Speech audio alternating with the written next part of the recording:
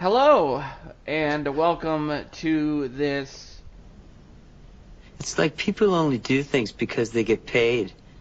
And that's just really sad. Edition of the Purple Journal podcast, brought to you by Pro Football Focus, our new sponsor for the season. Yeah. Woo! Hey, we're official.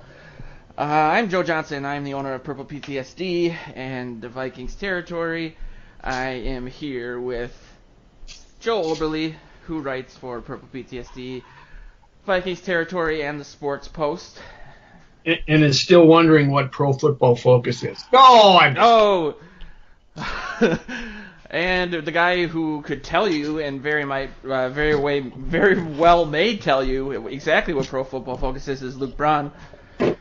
It's something you can tell to Mike Zimmer to piss him off. There you go. That's exactly right. That's all you need to know. Luke writes for Purple PTSD, Vikings territory, co-hosts the Pocket Protectors podcast over on the Climbing the Pocket network, and we actually have a game to talk about this week, which is super exciting. It seems like, before we get into the Broncos stuff, and whenever one of you gets done digging the grave that I can hear you slowly digging, there was some news that it seems like this show, in regards to like the luck that we have, is we'll post our show on Thursday at like 11 in the morning or noon, and then something catastrophic happens that kind of makes the show a little outdated. And that happened last week on Thursday, when we all heard about what happened with Nick Easton on that Monday, that he had surgery for a herniated disc or a bulging disc in his neck. So, yeah, kind of wanted to get your guys' thoughts on that. Obviously, my initial reaction was to rip my shirt off and run down the street screaming. I have a feeling you guys have a little bit more of a measured take on that. Joe, I don't know how you reacted to the news. I mean, I do, but at the same time, for the sake of entertainment. Did you do the same thing when Kirk Cousins threw a deep sideline pass to Diggs? That's my go-to, so I have a lot. Sorry, not to derail the conversation. No, it's I was. An excellent point, Luke. I was at a place of business, but yes, I did do that, and I did want to let you guys know that most of the site budget this year is going into new T-shirts for me, so just prepare for that. But yeah, what did you guys think about the Easton thing? Well, it's tough. It's a blow to the line. They got some guys to come in behind him, but Easton was the guy, and he was playing well last year when he left and after an injury, and the line kind of went downhill. And I think he's an important cog, but Mike Zimmer told us all to calm down, and he did his best impression of Aaron Rodgers and said, so they'll put somebody else in there and they'll go, and so they will. How about something from our brand spanking new sponsor, Pro Football Focus? Talk about seamless integration. Go. Let's go. If you just look at 2017, which is kind of the only real full season that both of these guys have played, Tom Compton, who is the backup who slots in right now, and Nick Easton were very, very close. Tom Compton also played a solid amount 2014, but I feel like that was so long ago, and it was also at tackle. But yeah, they were really close grades-wise and pretty close pressures-wise. So the drop-off between those two players is not huge. There is a drop-off. Nick Easton is better, and significantly so, but is he better at one particular huge thing over Compton, or are they pretty even in regards to both pass protection and rush protection? Is there something? They're about exactly the same overall, about exactly the same in run blocking. Easton's a little higher pass blocking. How does Compton get out of there and sprint out for rollouts? It's maybe not. He's a pretty athletic guy if you look at his combine stuff, which obviously the older a player gets, the harder that gets to define things. But he definitely passes all of the thresholds that the Vikings have for agility and speed. Well, there you go. Calm down, everybody. Yeah, it seemed I mean, that that was kind of what like their whole plan was. Where they got Compton in March to be a backup guard, and now the backup guard is playing because the starting guard got hurt. But like, I feel like people like didn't know who he was, and therefore were like camp body, and don't think like they think he's as good as Caleb Johnson, who's the guy they signed. Yeah. Recently, like this guy played with Cousins. Compton played with Cousins. Rosemount native. And he's not good. Neither was Easton really. We're kind of in the same spot. That seems to be the argument I see out there. I was seeing a lot of like addition by subtraction theories that people had initially, like maybe they could bring in somebody that they otherwise wouldn't have just because they now have the need for it. I saw people within our little mini empire of Viking sites even talking about Richie Incognito. I brought that up in a tongue-in-cheek way as a way to display my just abject terror. But I've seen people say that, and we don't need to touch on that. But I immediately went to Compton just because, Luke, you've talked about him in the last couple shows and said that he's said exactly what you said now, is that he's kind of as good as Easton, or it's a lateral move anyway. But yeah, he's like a small step down from Easton. So then the biggest fear then just becomes depth and any other injuries and what might happen. I get a sense that you're not too high on Caleb Johnson, Mr. Brown. No, he's been cut from 5 teams in 3 years of his career, and I don't think he's played a snap. He's not making the team. I think right now, though, like, if, say, Compton goes down or something like that, or, Remmers has a setback. Now, Isadora would be the next guy in, and Isadora might even, like, beat Compton in the position battle. He certainly won on Saturday night. But, like, that I think we still have a little bit of cushion. I'm a lot more worried about center depth with Pat Elflein coming off of that injury. Sounds like he'll be back, but if he suffers a setback or re-aggravates it in a game or, just hurts his shoulder or something else completely unrelated that he's got as good a chance as anybody to do that too, we're down to like Cornelius Edison. So I was a little surprised that they didn't get, like, I thought they would get somebody who could play center, not somebody who can't play guard. I think I've been talking about Zane Beatles for a really long time, and he can play center and guard. He's like a. I would have enjoyed that. I would have enjoyed Jari Evans too. And then I don't know which one of these you want to talk about, Joe. But the news also after the Easton thing was that the Vikings were putting a call out to Berger, and then I didn't hear anything after that. Everything I heard is that he's not interested, but he retired, and they could always offer him a heck of a lot of money. It would be a nice fix. I would love to see it. He wouldn't be in shape for a while, but by mid-season he'd be ready. A nice security blanket to have in there, but I don't think it'll happen. Yeah, my fear with him was that I think of like Jeff Saturday, who like a year after he retired looked like I did in high school. He was like 140 pounds, and I figured maybe Berger is off the offensive lineman diet. Maybe he's just not realistic, just in that regard. But I saw pictures of him at what's his name's Sperano's funeral, and he didn't look that much different than we had seen of him. So I don't know. Well, I guess the next question goes to just in regards to the offensive line. I wanted to touch on one of the highlights from the Broncos game. My big operating theory that I didn't really put out there, that I figured that with the Easton injury and some of the panic I was seeing from Vikings fans, I thought that Brian O'Neill was going to play really poorly against the Broncos, and then people were just going to go into a sheer panic. That obviously didn't happen, which is a good thing. I would rather be wrong in that regard than right.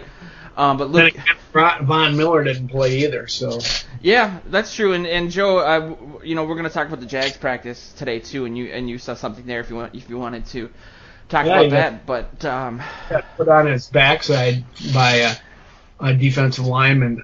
He was, what was his name, Luke? The guy you were describing was probably Yannick Ngakoue. Yes, and Brian O'Neill goes and does an offensive lineman punch at him, with 2 hands, and the guy, the Jags defender, just came right through him and put him on his back and rolled him up. He looked, it wasn't a good look for old Brian O'Neill, but maybe he probably learned something on that. Growing pains, man, and Luke, you wrote an article about O'Neal's game on Saturday, and if you wanted to just get into that a little bit.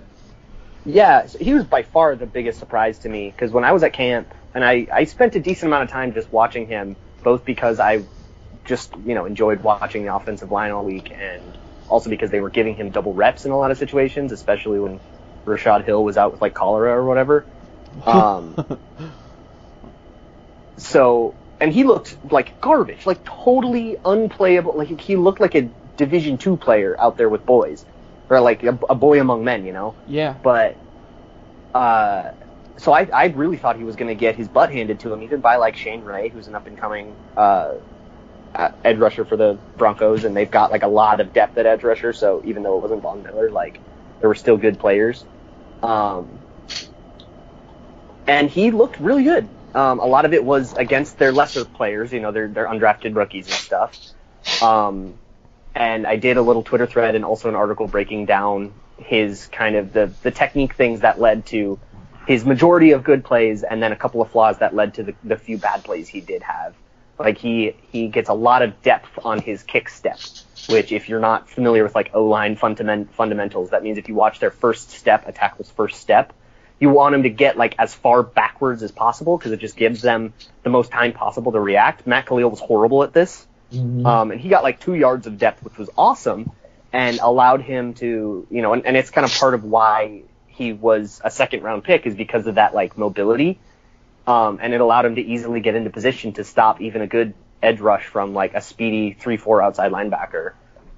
He had a little bit of a pad level issue. He's had some issues cut blocking at the second level.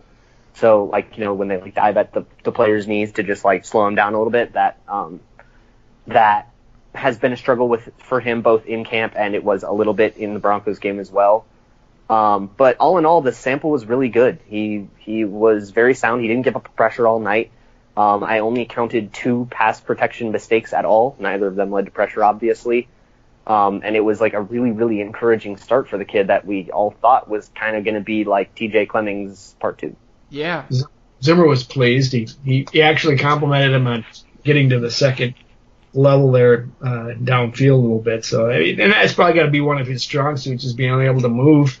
You talked about that big step backwards. That's probably because he's got a little lighter on his feet than a lot of deep offensive linemen. So, maybe there's some possibilities they can work with something here. They can make him into something. And I know, Luke, a couple weeks ago, or maybe months ago, you were looking into just how he was putting on weight and everything. Like, where do you think he's at in regards to his transition from tight end to like pure left tackle?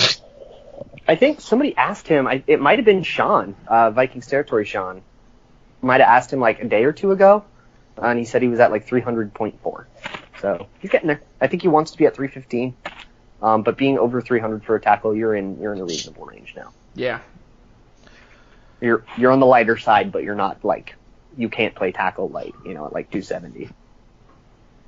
And I wanted to look at a couple of the battles from the Broncos game before we got into some of the juicier stuff that I clearly care more about, like the Cousins to Diggs stuff. Joe, you put in the agenda, you wanted to talk about the rise of Mike Thomas and how that's kind of hurt Mackenzie Alexander's status. The rise of who? Mike Thomas? Sorry. You know what I'm talking about. Wow. Freudian. Yes. Isn't it? Story of my Mike life. Hughes. There Mike you go. Hughes. Yeah. He had a great game. He got praise afterwards from his coach, and once again, and he looked good in the game. I was out at practice today, and he looked good again against the Jaguars receivers. Man, something he does well. I mean, he's so quick with his feet, and he mirrors very well. Whatever the receivers route, he's right there with him. Sticking with him step for step and making plays. And it was I certainly number 20 had better watch out for his starting position, because he got some reps with the ones yesterday. And so they're really starting to take a look at him there, and I'm sure it won't be long, and you're going to see him out on the field from one time or the other. And Mackenzie Alexander, not going to say he had a tough day, but it's funny when you watch him side by side playing. Mackenzie plays slot corner with his hands all over the other guy, and Hughes does it with his feet, and that's the way you're supposed to do it. And I don't know. He could be in trouble for a starting job at some point this season. So I really liked what I was watching today. It was fun to see.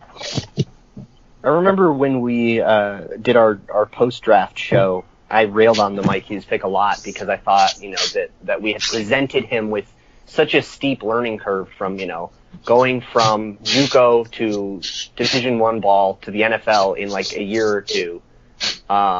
Is just such a steep curve, and on top of it, we said, okay, we're going to move you to slot corner, which I was just like, we made this kid's job impossible, and we used a first round pick on a guy that's going to need to develop, for a bunch of time because we made it so hard for him.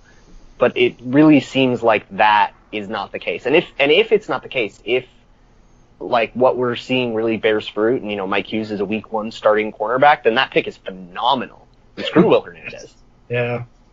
When you say you see him out there with the ones, do you mean is he playing on the outside or is he just filling in the slot? Obviously, he's in the slot. I think that's where they're breaking him in and they're looking at him because I don't think you're going to unseat Xavier. Certainly not Xavier, but or Trey Waynes.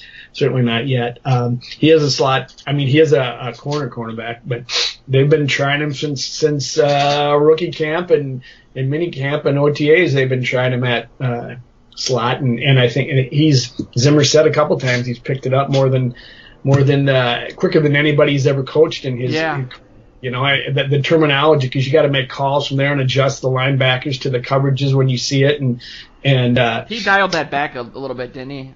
Zimmer? Yeah, a little bit. He's done it, but every time he's complimented him, then he's caught himself and then said, "Well, he's still a rookie," but he said he's doing well. How did you guys feel he did in the punt game against the Broncos? It seemed like if they were comparing, and it's hard, obviously hard to do with one game, but if you're looking at what he did versus what Sherrills did, he picked up some yardage where there didn't seem to be. I mean, he seems natural back there. He definitely avoided. He split some defenders and I think he picked up yardage that Marcus Sherrills probably doesn't. But and he also caught things cleanly and did everything you hope that he does, and I think he made the right fair catch decisions and stuff like that. He did drop one though, and Zimmer brought it up in his post game. Maybe not post game, but maybe it was on Monday after the game. He did. Yeah, yeah. He bobbled it and then picked it.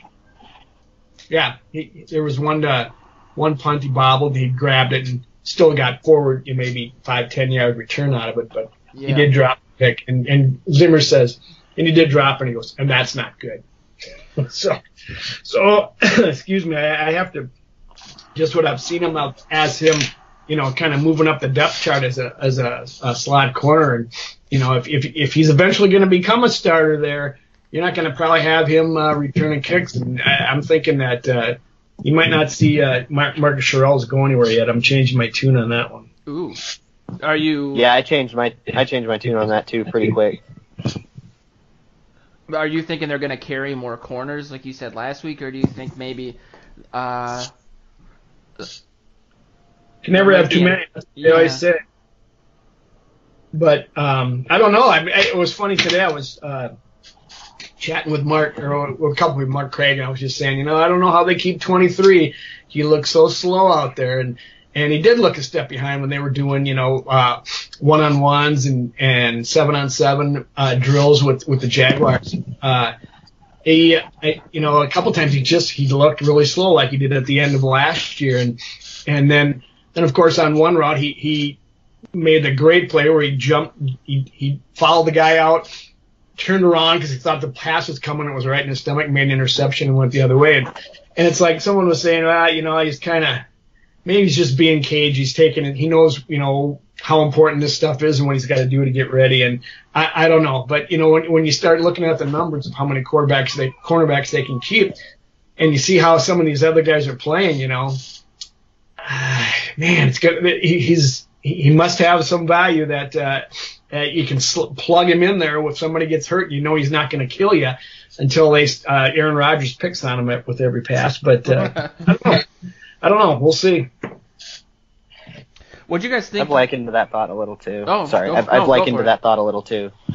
Of Newman being the kind of odd man out here, but I also, I mean, Holden Hill didn't have a great night on Saturday, so, and he's an undrafted free agent. They have no investment in him. You know, if he turns out to just not live up to his college stock, forget the off-field issues, and just not be very good, it wouldn't be very hard to cut him either. Yeah, that was my next question, was what you thought about Holden Hill, but I wonder how much dead money they'd have. It doesn't seem like it'd be much.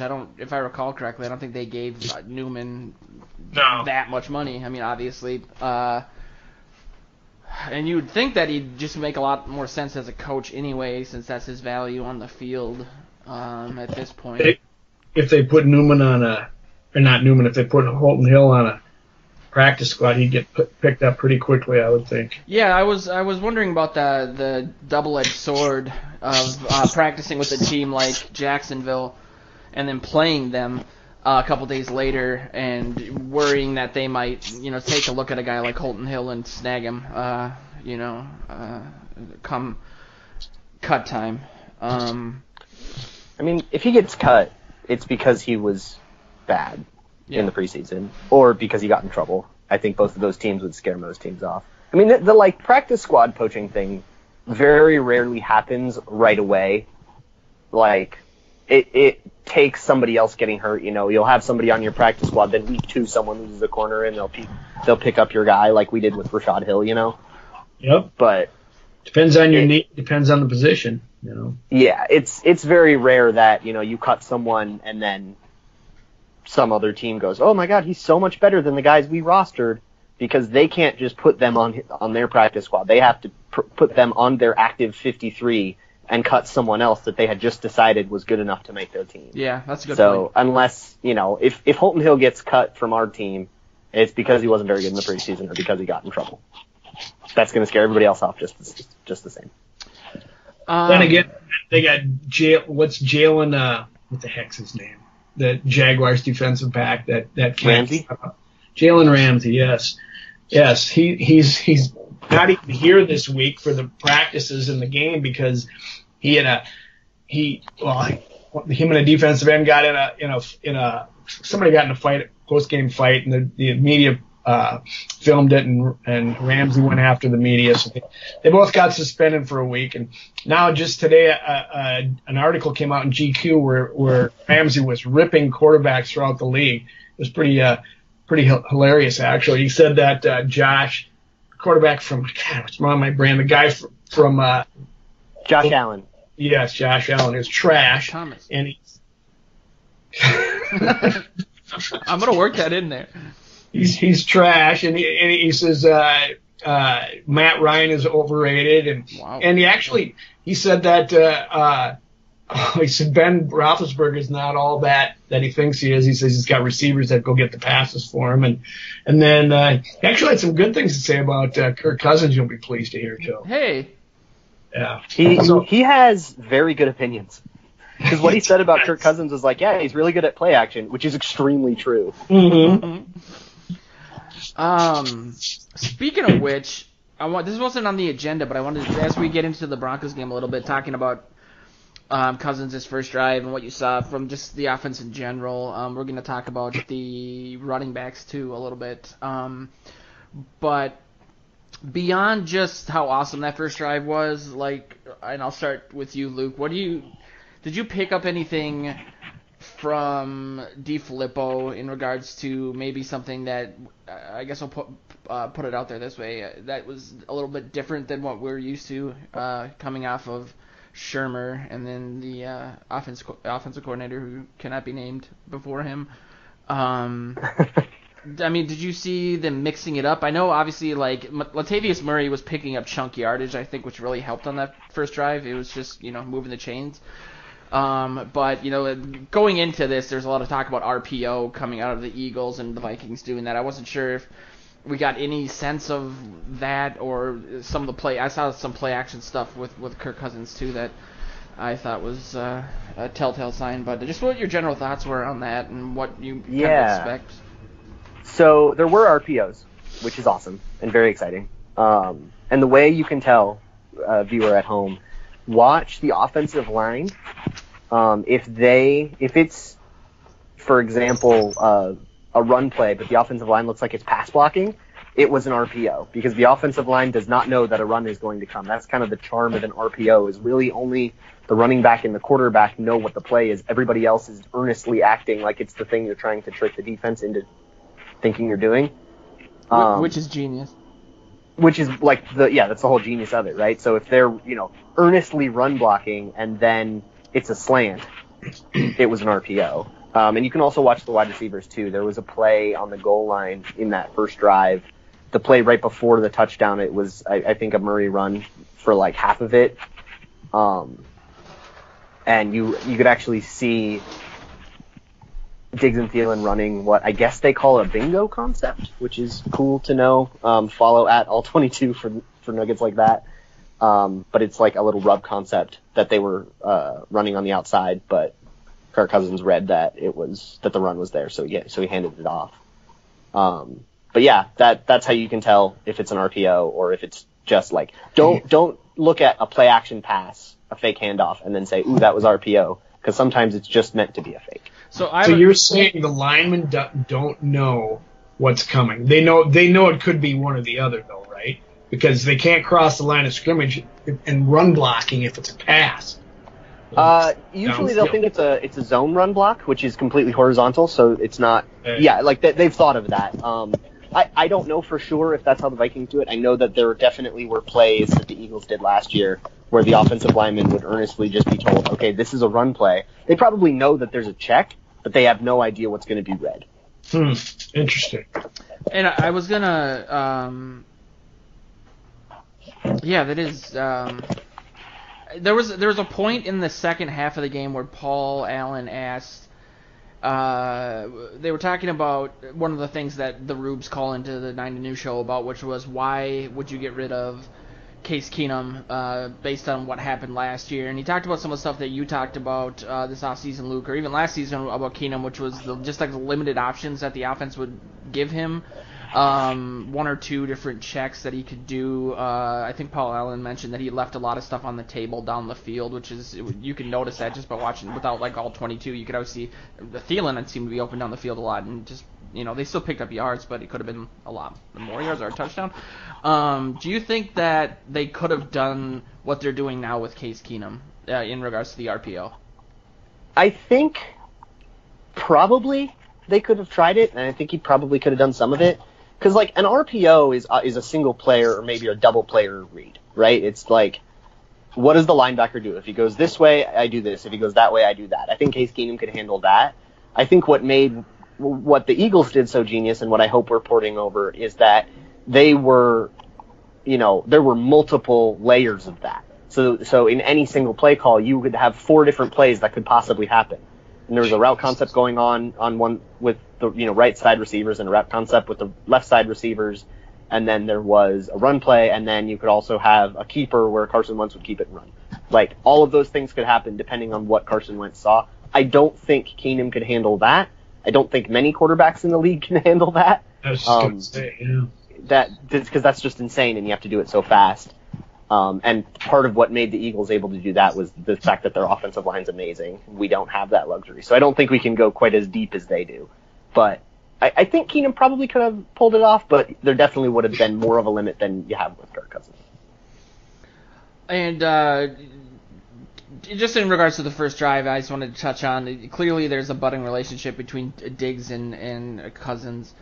And I wanted to see, Joe, what your thoughts were on that. If you'd seen some of the, obviously you guys have both been at camp a lot more than I have. If you've seen some of that in camp, they talked to Diggs during the game about that. He gave, the platitude answers, which was he gives me the opportunity, and if I come up with a play, then he'll give me more opportunities. And I think Cousins mirrored that sentiment almost exactly when they interviewed him like a few minutes later.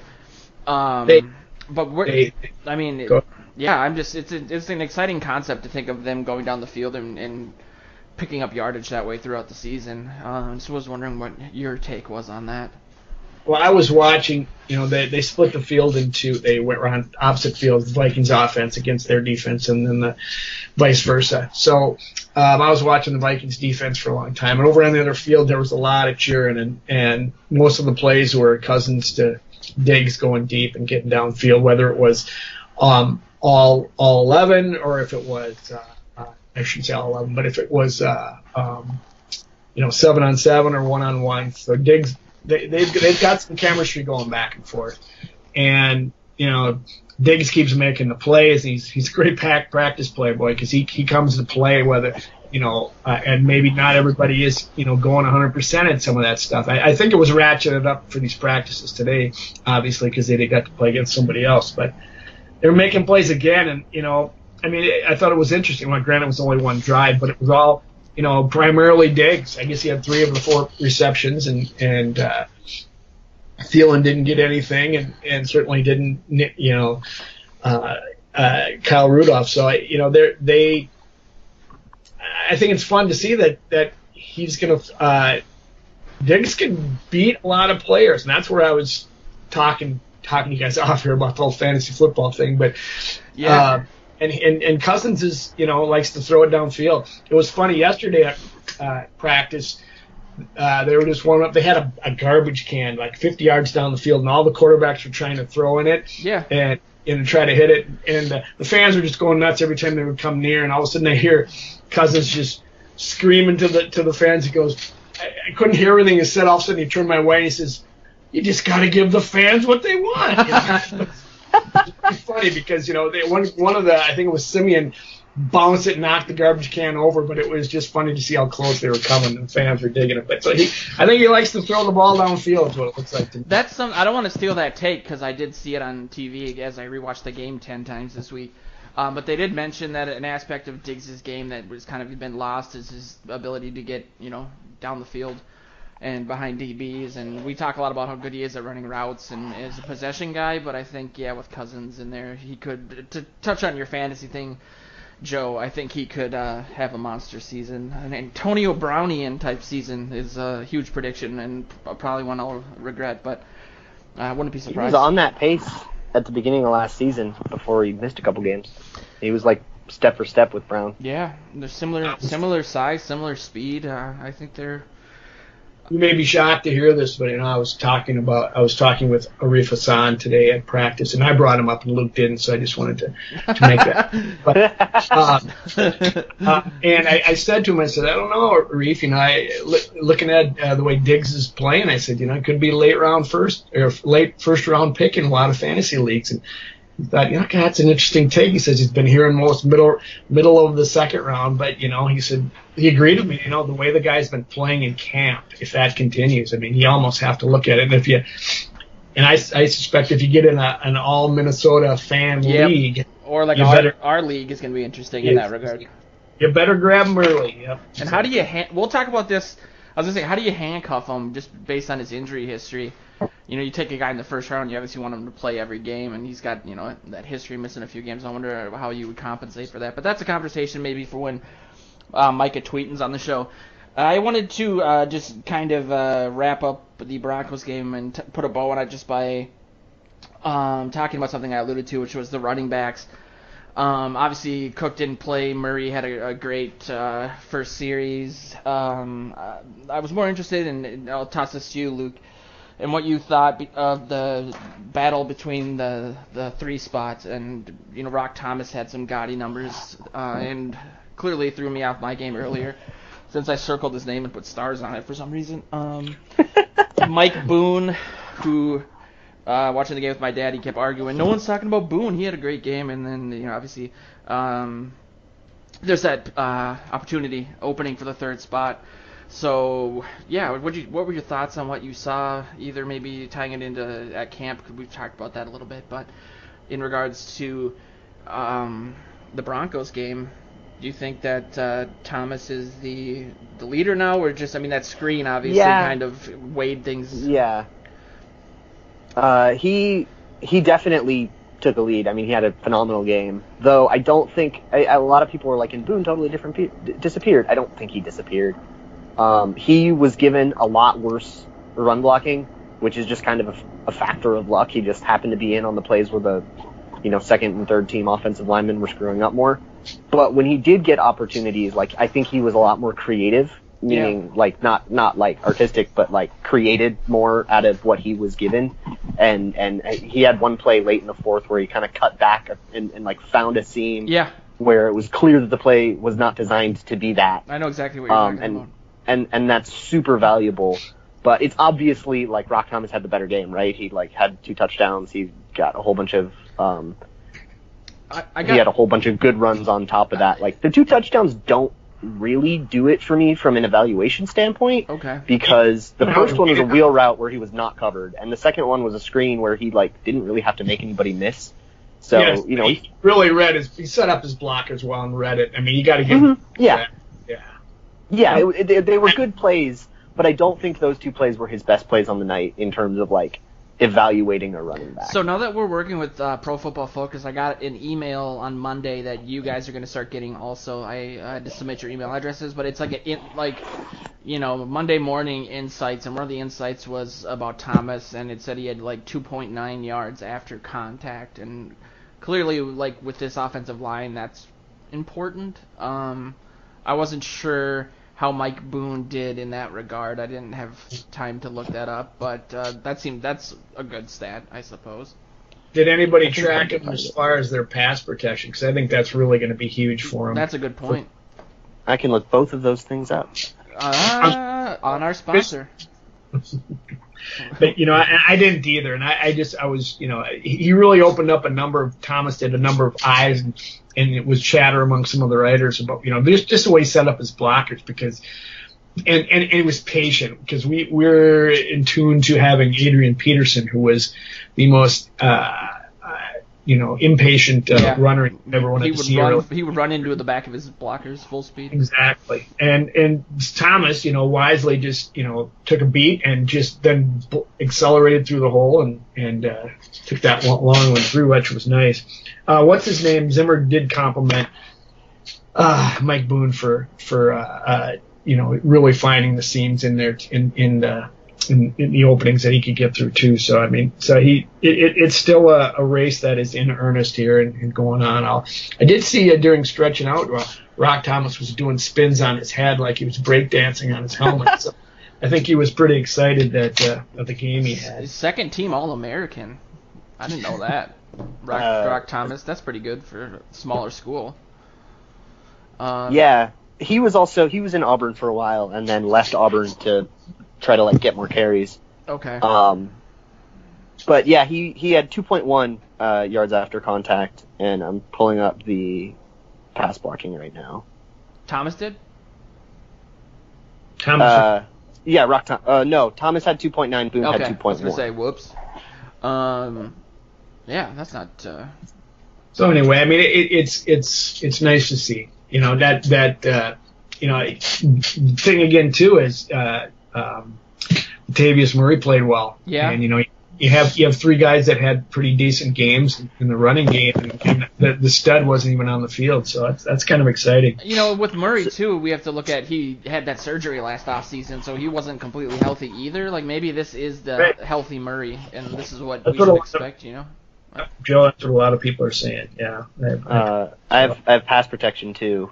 Boone only had 1 pass protection snap and gave up a pressure on that snap. Oh, whoops. And Murray gave up 1 pressure on his on one of his 2 pass protection snaps. The other 2 did not give up a pressure, but they all pretty much were only running for routes. Nobody had more than 2 pass blocking snaps. And and Rock Thomas just has a not really cool name. We have to put that out there too. Super ripe for puns. You might see a little more opportunity for pass protection coming up on Saturday, because this defensive line can get after it. They have the most sacks last year, the Jaguars, I believe. Yeah, their defense is scary. It was a lot of conversations last year. It was like, who's better, the Vikings or the Jaguars? Clearly, they went to the AFC Championship, which is surprising because they're the Jaguars. So that was a good segue, Joe. Way to go. You teed it up for me, and I whiffed on it. But yeah, we're playing the Jags on Saturday. They're going to be practicing again tomorrow. Well, I guess I'll throw that out to you, Joe, since you brought it up. Are you more interested in looking at how the offensive line does based on that defensive line you mentioned, or what are your main things to watch? Well, it was interesting. Like I said, they split it up on 2 fields, and you couldn't really get a good look at both at the same time. I spent a lot of time with the defense, and the Vikings defense was really frustrating to Blake Bortles and the offense. They had at one point, in fact, we were talking to Harrison Smith after the game. I asked him, I said, "You got your hands on a ball there? Would you see something there?" He says, "I had my hands on 2 and I dropped them both." And he was just, kind of complaining. And then some of the Jaguars were walking behind him as he was talking to us. And Fournette turns to him and says, "Hey, you dropped that interception, Smith." And he turns around and looks at him and goes, "Yeah, I dropped 2." So, it was funny. They had the whole trash talking thing. There's no trash talking going on the field. And they were still giving it to each other when they could. And it was all good natured. It was good. But anyway. That was Zimmer's thing, too, right? Like, he yes. kind of put out there he didn't want a fist fight, basically. That's right. Since that seems to be taking the league by storm.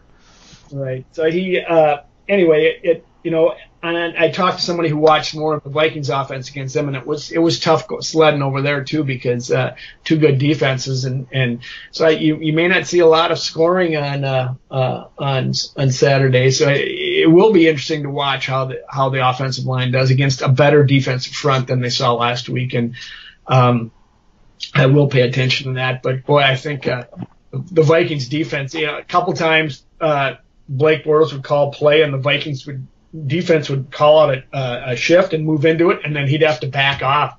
Almost like Cousins was talking about playing against this defense. They're so smart and they know exactly what's coming, and then they're right there. So it's I'm kind of excited to see the game this defense has this year if they can keep it going, because last week their opening series against the Broncos was great. They shut down the Broncos offense for a good quarter, well into the second quarter. At least 2 3-and-outs to start the game. I don't remember the third drive, but I know Keenum was disappointed in not being able to play through the funk. But yeah, Luke, what are you looking forward to? So when I did the Brian O'Neill article last week, one of the things that I mentioned was he kind of is better suited against 3-4s, which is good. The Packers run a 3-4 and will play 3-4s all the time, but he's better suited to kind of take on speed rushers, right? The 3-4s have their linebackers do a lot of their exterior rushes, so a smaller but faster tackle will be better suited to that. The Jaguars run a 4-3 where they have Yannick Ngakoue and Calais Campbell, who are huge and really strong and will be able to bowl through Brian O'Neill all the time. So it'll be interesting to see how he holds up against the onslaught from those 2 guys, especially if he does get the first team reps against those 2 guys, if Rashad Hill is still out with whatever this ankle weird thing that happened to him is. Yeah, and it could be, they would say if you don't practice the 2 days before the game, you're usually not going to play. So if Hill isn't out there tomorrow, it's going to be O'Neill getting put on his tailpipe again. What is with Hill getting carted off the field? I remember being at camp last year, and he got carted off the field, and he was back right away. That was an incredible 15 minutes. Last year? No, this year. Oh, I remember last year you being on Twitter from California, and I was texting you are we screwed? And everyone was yeah, it was during the night practice. Yeah, it was. They carted him right behind us on the sideline, and he looked like he was done for the season. And when I heard that on the radio this week, it reminded me of that exact same scenario last year. That's funny you should say that. I was talking to Mark Craig from the Star Tribune. He's saying we got to start watching what we say here about these guys getting carted off, because everybody was talking about Stacey Coley, I believe. He got carted off earlier in the week, and they were all everybody's tweeting, "Oh, I got carted off, blah blah blah blah blah," and he was back out in the field later in the game, later in the day. So they take all these. That's good. Yeah, they take all these precautions. You just got to. You almost have to see the injury before you go and jump to the conclusion that they're done for the year. Yeah, it's the argument of whether there's less crime statistically, but you're more aware of it because of the internet. So people just seem, it's the same thing with football. I wanted to talk a little bit. Well, I wanted to put out there just one thing I wanted to see, and get your guys' opinions on that. You know, it would be nice to see Cousins connect more with people that aren't Stefon Diggs. You know, not to make that my like panic moment or panic take of the week or whatever, which I think might become a thing. But you know, obviously Thielen. But I'm looking at Kyle Rudolph too, since that was the big off-season talker, was that him and Rudolph were going to be, you know, connecting a lot during the season, and it's the preseason, and they don't show you a lot, so, you know, it's not like they're going to roll up the whole playbook, but it would be nice to see some more diversity in regards to the passing game, which is what Cousins is known for. Well, it's been all Laquan Treadwell all camp long, and now he didn't even catch a pass on Saturday. He had 1 for 3 yards. Okay. Yeah. There you go. That was, I remember looking over at my dad and saying, you know, you hear all this stuff during mini camps, and it's just, it doesn't seem to ever take hold in games with Treadwell for whatever reason. Not to, again, put too much on one game, but I expected more considering he seemed to be out there for a significant amount of time. We talked a little bit off the air, so what is the official with Hill? Like, what is his day-to-day? And I also wanted to talk about Everson Griffin and his malady, to talk about just, you know, injuries going into the game and the horrific luck that we have. We're not required to talk about injuries, and all you have to do is put out an injury report before the Wednesday of the first. I like that. That's Zimmer. It's perfect. So, I haven't heard. And we don't really ever know anything beyond that, except like what the beat reporters like dig up. Like Everson Griffin, he cut his leg on a table, and now it's infected, and I guess he has lockjaw. That's my favorite. That is my favorite take ever. Everson Griffin is dying of lockjaw. This is your Minnesota Vikings. That's Oregon Trail edition. Yeah, where cholera and lockjaw have come up in the show. Everson Griffin forded the river. That's what I accuse all of the golfers I play with when I'm putting on the green. I have a 3-foot putt. They all have lockjaw.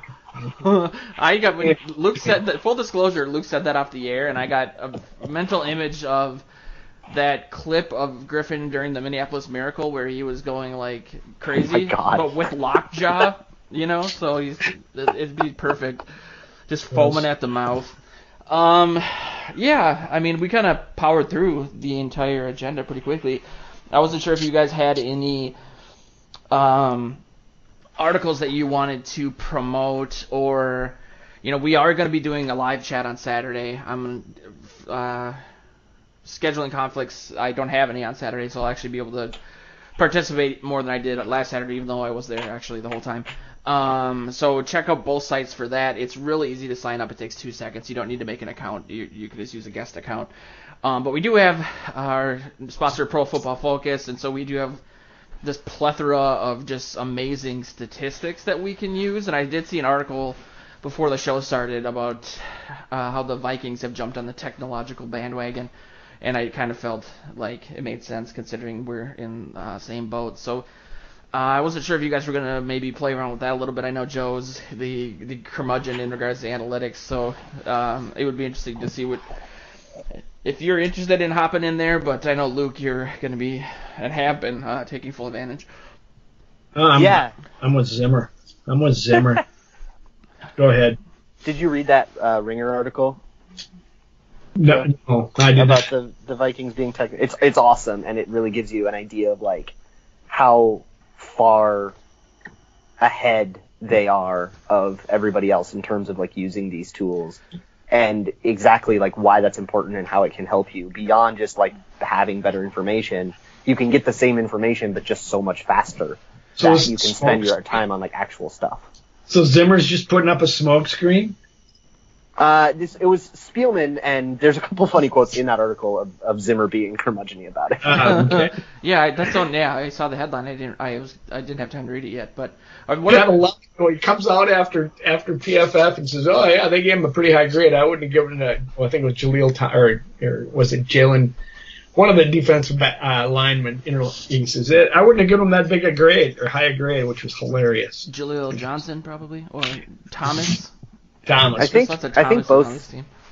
Yeah, I think both Johnson and Holmes had good grades. Yeah, So I'm a big fan of Jaleel Johnson, obviously, because he's a Big Ten guy, but he seems to be filling in nicely. Big Ten, I got the reference in. Got it in. Right at the last second. A little bit late, but you got it in. Yeah.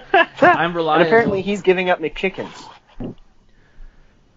Thomason posted an article today about Jaleel Johnson and how he's gained a lot more muscle weight and like improved his BMI, but he's sad because he had to give up his favorite, which are McChickens. Oh no, that's a huge staple of my diet. I might have to hit him up on Twitter. There goes that McDonald's sponsorship. Damn. You know, I think we could get a Wendy's one because I brought up Dave Thomas earlier in the show. Yeah, so check out the sites on Saturday. Follow Luke and Joe on Twitter because there's a lot of stuff that they do that is not on the sites that is pretty cool. Joe Oberly, it's just at Joe Oberly, I believe, and Luke is at Luke Braun NFL. And check out the Purple PTSD and Viking Territory accounts on Twitter and on Facebook. But with that, this has been the Purple Journal podcast. We will be back next week, hopefully with another preseason win, bringing Zimmer to 18-1 in the preseason or something amazing. But